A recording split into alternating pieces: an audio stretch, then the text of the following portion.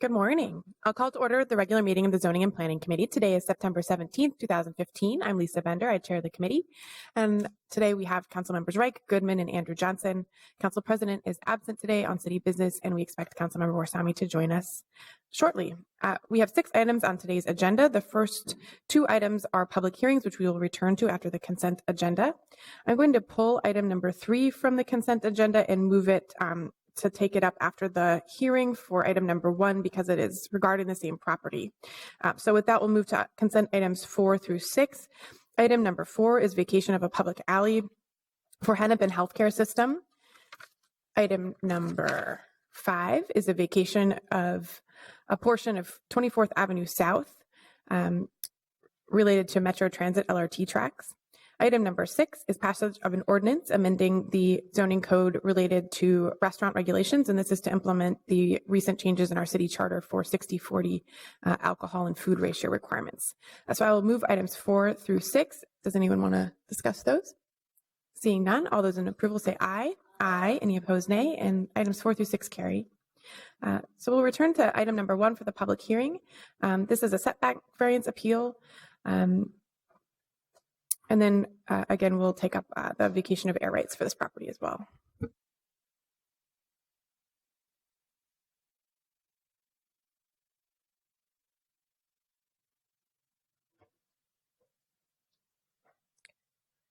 Good morning, council members. This is an appeal by Peter Coyle with Larkin Hoffman on behalf of WCCO. This is in regards to an approval from the Planning Commission approving a setback variance for Village Green for the Handicraft Building City Apartments development at 10th and Marquette.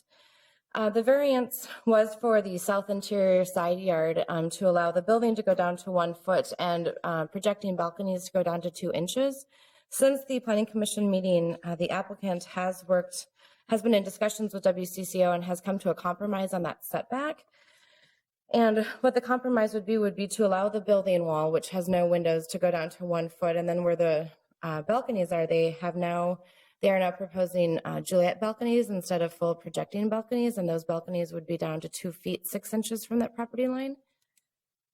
And just to show you, this is a drawing that was sent from the applicant, and so you can see the red line here would be that 18-inch or 1 foot 6 inches Juliet balconies, and this setback is amenable to the appellant as well, but wanting to confirm that on the record today. So the variance would change from what was approved at the Planning Commission from the 2 inches for the balcony to 2 feet 6 inches. And I'll stand for questions. Thank you. Are there any questions for staff? Okay, seeing none, I will open the public hearing. We can start with the applicant.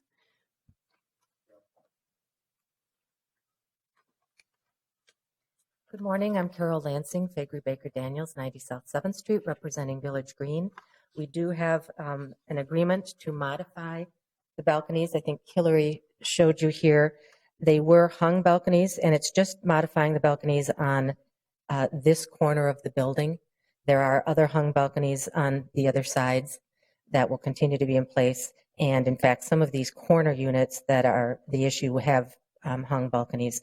What we're proposing is, instead of a hung balcony here that would extend to 2 inches from the property line, to do a Juliet balcony that would end here, 1.5 feet from the building, 2.5 feet from the property line. Village Green is happy to make that change. They want to have a good working relationship with their neighbor WCCO, and in looking at the fact that some of these units have hung balconies, they also thought that was appropriate for the development. Thank you. Any questions for the applicant? Councilmember Goodman. Thank you, Ms. Lansing. That wasn't the only issue that WCCO communicated to me yesterday. They were able to communicate to me that there were issues with regard to the tethering of the crane over the easement, and also a use agreement for deliveries for WCCO. Given that Mr. Holtzman wants to be a good neighbor, are those issues addressed as well? They're not related to this variance. We are in ongoing communications over a number of construction staging type of issues. We don't have completed plans yet, but they have been ongoing communications. Okay, well, when Mr. Coyle comes up, perhaps he can address those two issues, because I do have I do intend to do something about those issues in committee today. Okay, would anyone else like to speak on this item? Good morning, Madam Chair, members of the committee. My name is Peter Coyle with Larkin Hoffman, 9300 Norman Center Drive, appearing today on behalf of CBS and WCCO TV. Counsel for the applicant has described the compromise with respect to the balconies, and we are amenable to that compromise and endorse it to you this morning. Thank you very much. Thank you. Any questions for me? Mr. Coyle, have the issues satisfactorily been worked out with regard to the tethering of the crane and the use of the alley for deliveries for WCCO? Madam Chair, Councilmember Goodman, we are in those conversations as Ms. Lansing indicated, but not yet. Okay, thank you. Would anyone else like to speak on this item? Anyone else? Final call. Seeing none, I will close the public hearing. Councilmember Goodman. Thank you, Madam Chair. I'm going to move to, for the city to agree to the compromise as developed between Village Green and WCCO as it pertains to item number 1, and then I'll have a staff direction after that. Any discussion on Councilmember Goodman's motion? Seeing none, all those in approval, please say aye. Aye. Any opposed? And that carries. And actually, why don't I move also approval of item number 3, the vacation of air rights related to this property. Any discussion? Seeing none, all those in approval, please say aye. Aye. Aye. Any opposed, nay, and that carries. And Councilmember Goodman. Thank you, Madam Chair. I'm also going to make a staff direction to direct Mr. Poor and the building official staff to not issue a building permit until such time that there is an agreement that the crane is tethered, so that there is no potential interference to the satellite systems at WCCO, and also until such time at which a mutually agreeable delivery and use of the actual alley has been resolved. I'm not going to dictate how that gets resolved. I just want to make sure it is resolved before a building permit is issued. But I have very strong feelings about the tethering of the crane issue, and we should not be moving forward until that issue is resolved with the tethering agreement specifically. Thank you, Councilmember Goodman. Any discussion on that motion? Any comments from staff? Fine. Great. And we'll get that language specific to the clerk. Okay. All those in favor, please say aye. Aye. Any opposed, nay, and that carries.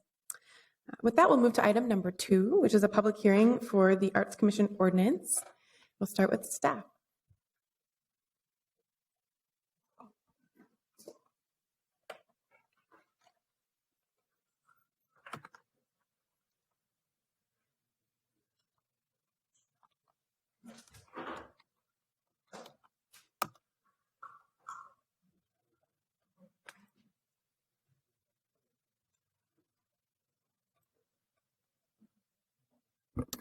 Good morning, Madam Chair, council members. I'm Mary Altman. I have the privilege of serving as the city's public art administrator. I'm here today to present on 2 sets of proposed amendments for Chapter 36 on the Arts Commission, one declaring dedicated funding to public art in Minneapolis, and the second expanding the purpose and duties of the Arts Commission. I'll go over the first recommendation first, declaring dedicated public funding to public art in Minneapolis. As you know, in December of 2014, Council Members Reich and Glidden gave notice of intent to amend the Code of Ordinances related to public art funding. And in February 2015, they assembled a staff group to work on this project. That included members from the mayor's office, finance, including Sandy Christensen and Mike Ablin, who are here, Public Works, Heidi Hamilton is here, the city attorney's office, Robin Hennessy worked on the project, and CPED, myself, and Jack Byers and Kirsty Monson. They had us develop goals for this process, and then they gave us some research, including researching percent for art ordinances around the country, documenting the history of City of Minneapolis allocations for public art funding, and looking at possible funding sources for public art. Then based on this research, the staff group developed proposed amended language, and Robin Hennessy crafted the language that is before you today. In August, the Arts Commission endorsed the recommended language, and today we are here for the public hearing. The 2 goals that the staff group and the council members developed for this process were, number 1, consistency and stability, focusing on consistent funding, predictable funding for public art, which would allow departments to plan more effectively and efficiently for public art projects, and also flexibility. Everyone wanted to provide a baseline of funding, which would be flexible in terms of the types of funding sources that were used annually to fund public art, but also that would give the city an opportunity to, at times, increase the amount of funding for special projects and for special opportunities when they arise. So as I said, we looked at percent for art ordinances across the country, and overall they include the following. They generally commit a percentage of the annual capital improvement program.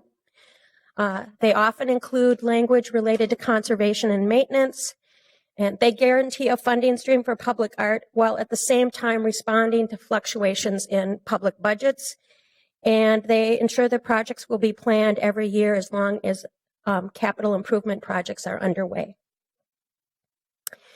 So generally, percent for art programs exist across the country at the federal level, at state levels, at county levels, and at city levels. At the federal level, the federal government has had a percent for art program since 1934, and currently they dedicate a percent of estimated construction costs for public art for eligible new federal public buildings. Also, you might be aware that the Federal Transit Authority also dedicates funding for public art, and that is how public art has happened on the Green Line and the Blue Line in Minneapolis. 28 states and the territory of Guam have percent for art programs in statute, and the state of Minnesota has had a percent for art program since 1984, and that is also the statute that governs what happens in terms of public art at the University of Minnesota. Also in the state, Hennepin County has a percent for art policy for capital projects and libraries. They just selected an artist through that policy for Walker Library, and pretty soon they'll be doing a project at Weber Library. And the cities of Duluth and St. Paul have percent for art ordinances. There is no comprehensive list of all of the cities in the country that have percent for art projects, so we looked at two different lists of cities and did research on the ordinances in those cities. So we looked at, as identified by Forbes magazine, the 15 most livable cities, and we also looked at the 20 fastest growing cities. So in terms of the 15 most livable cities, of which Minneapolis is number 11, 80% of those cities have public art in ordinance, a percent in ordinance. The cities that do not are Pittsburgh, Philadelphia, and of course, Minneapolis. We also looked at the fastest growing cities. As identified by Forbes, the 20 fastest growing, Minneapolis is not in that list, but of those cities, 100% of them have percent for art ordinances. So Minneapolis has had a history of public art funding that goes way back. As you know, the Arts Commission was chartered in 1974. And from 1984 to 1988, the commission did a series of landmark public art projects, all of which we still own today. It's still are out on the street, including a series of artist-designed manhole covers for 6th and 7th Street, some artist-designed benches for Hennepin Avenue, and the statue of Mayor Hubert Humphrey, Vice President Hubert Humphrey, out in front of the building here, the City Hall. In 1992, the city established the Neighborhood Gateways program, and that was the beginning of the city committing an annual portion of the net debt bond towards public art. So the city has been committing a portion of the net debt bond since 1992. 16 gateways were built through that project. And in 2001, the city council directed staff to switch the direction of the public art program from neighborhood gateways to an overall integration of public art into city infrastructure. And then from 2003 to 2007, the city council adopted comprehensive public art policies that guided how all of these programs operate. So since 1984, the city has commissioned over 60 artworks through this process that are across the city. And the map on this page is a map of projects that are complete as well as projects that are in process. And since 1992, public art has been part of the city's capital improvement program nearly every year. In addition, Other departments, most notably Public Works, have done public art projects on their own using their own funds, and that includes the fabulous collection of artwork that we own that was just removed from Nicollet Mall for reconstruction. Mark II and Alice Rainville Way, as well as a number of other projects. So at the same time that the city has been contributing to public art for many, many, many years, in the last 10 years, the public art budget has fluctuated quite a bit, which has made it difficult for staff to plan. And I believe this is one of the reasons why Council Members Reich and Glidden brought up the concept of an ordinance that we're looking at today. So this is the percent for art that the staff working group and the council members are proposing. And that is during each calendar year, the city shall dedicate a minimum amount of funding, regardless of source, to the commissioning, siting, placement, conservation, and maintenance of public art. The minimum amount of funding shall be the equivalent of 1.5% of the total amount of net debt bonds authorized by the city council through the city's annual budget process.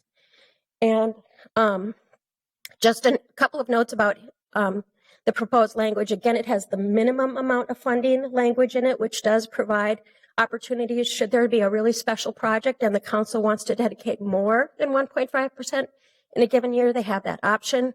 And also, there's the language regardless of source, which provides for the flexibility of identifying which source of revenue will fund public art on an annual basis. Also, just another note that this is 1.5%, but it's of the net debt bond and not of the total CIP, and the net debt bond in the last few years has been approximately 25% of the CIP. So finance staff in particular worked really hard on thinking about how to calculate the percent and what the percent should be connected to. And they selected the net debt bond as the source to connect the percent to. And this is some of their rationale. And Mike and Sandy are here if you have questions in particular about this. But they selected the net debt bond because the net debt bond is a consistent part of the capital budget from year to year. It grows when support for infrastructure grows, and it shrinks when support for infrastructure shrinks.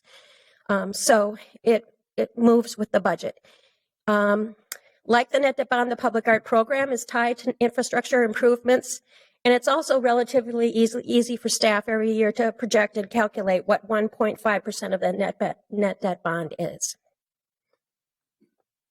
So just briefly, what are the benefits of having a percent for art in ordinance? Number one, consistency and stability. It provides for, departments with a predictable funding, which will allow for advanced planning and more effective and efficient project management. Also, flexibility in that it provides a baseline of funding and allows for discretion from year to year in terms of funding source, as well as the ability to respond to opportunities as they arise. Also, the other benefits, of course, are the benefits that we always talk about when we talk about the benefits of public art: economic development, placemaking, opportunity to celebrate cultural heritage, community development, and making physical environments more humane. So I think Minneapolis is kind of in a unique position in that most of the time when cities adopt a percent for art ordinance, they adopt it and then they go, now what do we do? But we're in this unique position where we have a track record. We've been doing projects for 30 years, and we have policies and procedures and a history of, in terms of doing public art that we can fall back on. And so the proposed language also does direct staff to maintain the public art policies that we have. And that includes policies for annual project selection, artist selection, community engagement, design approval, conservation and maintenance, and moving and removing artworks. Also, we now have a new tool that will guide us in terms of our public artwork. This tool is a result of direction from Councilmember Bender to staff during last year's budget process to develop a 5-year list and map of projected projects. And actually, the Arts Commission just approved this at their meeting last night. So you're seeing it for the first time. So this is a list of 5 years of possible projects. It's not a guarantee. There's no guarantee that these projects will happen. We will still do our annual project selection process to select commissions on an annual basis. But this 5-year outlook will be updated every year. And I just want to recognize the artists, Randy Walker and Gita Gee, who were our guinea pigs this year and helped us in developing this, and also the work of Public Works and Property Services and the Park Board in working with Randy and Gita in identifying possible sites in the capital improvement program. So that'll be on the website today. The second part of this recommendation is expanding the purpose and duties of the Minneapolis Arts Commission. And that had a separate process in terms of the development of the proposed language. But it does, what's really interesting about this is that it goes back to the 2005 Plan for Art and Culture. And that's, I think, why Councilmember Glidden and Councilmember Reich wanted to also discuss this part of the ordinance, is that in the 2005 Plan for Arts and Culture included a direction from you to further empower the Arts Commission. And the Arts Commission has been talking about modifications to the ordinance that would allow for that for the last several years. And this has been an opportunity for them to complete that work. So in February and March of this year, the Arts Commission's Executive Committee reviewed Chapter 36 and identified some recommended changes. And Becky Franklin, I believe, who's chair of the commission, is here in the audience, and you might hear from her later. The Executive Committee drafted proposed changes and then reviewed them with the full commission. And the City Attorney's Office, Susan Trammell, spent quite a bit of time reviewing their recommended changes, making comments, and ultimately drafting the language before you today. In August of 2015, last month, the Arts Commission endorsed the recommended language. So there are 2 types of changes. One is really changes in membership and meetings, and the second one is in duties. The first, the membership changes, the proposed changes are the length of the commission's terms. And this has, again, been something the commission has been talking about since 2005. Currently, the maximum length of commission terms is 4 years. It takes commissioners about 2 years to figure out what their role is, what the policies are that guide their work, and how to be effective. And so by the time they have a good understanding of what it is that the commission does and how to make a difference and advance into leadership positions, then it's time for them to leave. And so, which really affects the impact that the commission can make. And so they're requesting an increase in the length of their terms.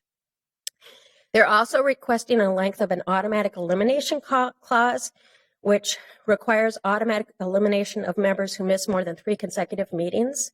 This has been a difficult clause to implement because it has resulted in eliminating good members who've had good cause, including people who've had catastrophic health issues. And there is a clause currently in Chapter 36 that allows for removing commissioners due to neglect of duty, which kind of covers the same intent. They're also asking for the removal of the reference to bi-monthly meetings because they've been meeting monthly for years and they actually need to meet monthly in order to review, especially the requests that we get from community members for projects like paint the pavement and utility boxes. We don't want to make those community members wait longer for their projects to be reviewed. And then they're also asking for their quorum to be changed because it does not really accommodate the fact that sometimes there are vacancies on the commission and it's difficult to have a quorum of 8 for that reason. Then they are asking for changes related to some additional duties, which again, this goes back to the 2005 Plan for Arts and Culture and the direction to empower the Arts Commission. The current language in the arts, there are really broad goals in Chapter 36, and there's really broad definition of the arts. But the Commission's duties are very specific. They only talk about public art. And so what they're asking is to have an additional duty in the ordinance that addresses the fact that they advise on other art forms and other arts types of programs. And so they're asking for the additional language of advise the City Council and city departments on all arts-related capital investments, plans, programs, projects, and evaluations. So to summarize, there are 2 groups of changes, amendments to Chapter 36 that are being recommended. The first one relates to declaring dedicated public funding to public art, which allows for both consistency and flexibility. And the second one is to expand the duties of the Arts Commission, increases their terms, makes changes to some of their meeting requirements, and also expands their duties to advise the council and the city and city departments more broadly. So, and I would just like to again say that I'm just one member of a staff working team that worked on this. So if you have questions, there might be other people in the audience who could answer them as well. Thank you. We do have a question from Councilmember Goodman. Thank you, Ms. Altman. Can you go back one slide, please? I think the recommendation number 2 on the second bullet point is somewhat alarming to me. Does this mean the Arts Commission is going to call all developers in to discuss public art on their projects? Does it mean if there's a labor dispute at the orchestra that they would be wanting to comment on it because it's an arts-related program, project, or evaluation? I mean, are we asking them to be telling us what to tell other people to do? It's a public body dealing with public issues. Not, in my opinion, to be telling the private sector what they should be doing. And that leaves, I can give you 22 examples of how I could interpret that. And I don't interpret it in a way that says that they are a public body working on public projects.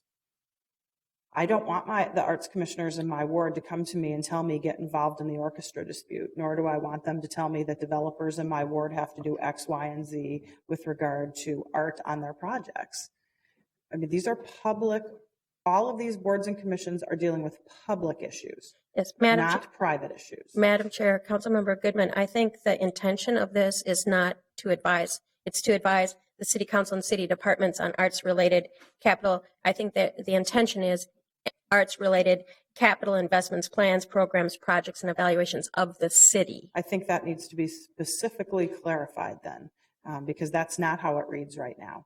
And I don't have any objection to the Arts Commission very broadly commenting on what's happening within the city and our arts and culture activities. But I have strong objections to having the arts. What's going to happen now? They're going to go to the staff, then they're going to go to the Board of Adjustment and the Planning Commission, then we're going to go to the Arts Commission if someone suggests they want to do a private art project. How do you define city? Does it mean anything that touches us, or is it just public art specifically? I think there's a lot more work that needs to be done, and I'd have to hear more about the intent of that.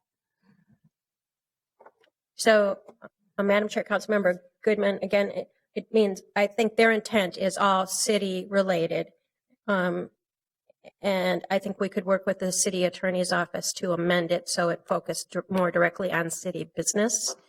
There might be another part of the chapter that actually kind of clarifies their roles just in terms of city business, but I can work with Susan Trammell and Robin Hennessy to have it relate the language modified. So to make sure that it doesn't mean any private project that touches us or goes through any of our processes, I think is really important. I mean, in my opinion, the involvement of the Arts Commission with regard to the public art on Nicollet Mall was spectacular.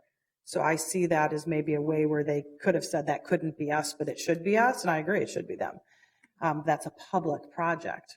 Where I would see it not being appropriate is with the North Nicollet Hotel block, and there's a development there, and we're putting in a project, and the Arts Commission saying, well, we don't like the fact that you don't have any public art, bring it to our review so we can take a look at it. I don't think that's appropriate, even though that touches us, because we have to make an opinion there. So I would ask you to, I would ask the chair that we withdraw recommendation number 2 until that's been clarified.